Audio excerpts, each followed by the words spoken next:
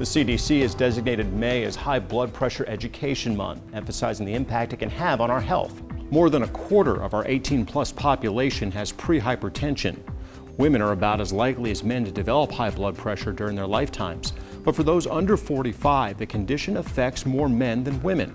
That statistic reverses as our population ages 65 years and older.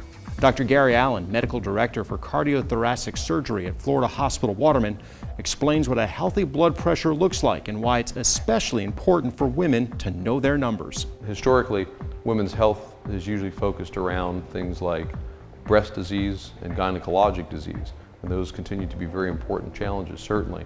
But when we step back, what we understand is those diseases still make up a minority of female deaths, and that just because those are unique female challenges doesn't mean that we should oversee the much bigger risk of cardiac disease. When I ask the question by raise of hands, what do you think the #1 killer of women is?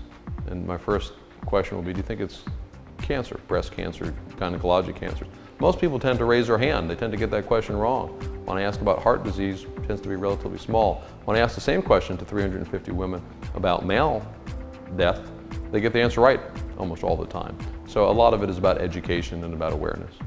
Female heart health is really very similar to male heart health, things that we're all pretty familiar with: diet, exercise, cholesterol management, stop smoking if you smoke, understanding something that we call what your numbers are. And one of the challenges we have for all of our patients is something I call intellectual honesty.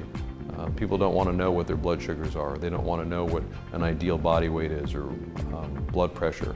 So I think once we get to that point where we're committed to our own care, male or female, and we understand what all the numbers are, then we can start to understand what the risk factors are. High blood pressure is a major risk factor for heart disease, stroke, congestive heart failure, and kidney disease. In 2007, high blood pressure was a primary or contributing cause of death for over 330,000 Americans. You'll find more information about high blood pressure, as well as information about Dr. Allen and the staff and procedures offered at the Waterman Heart Center when you click the high blood pressure story link on our homepage at yourhometownhealth.com.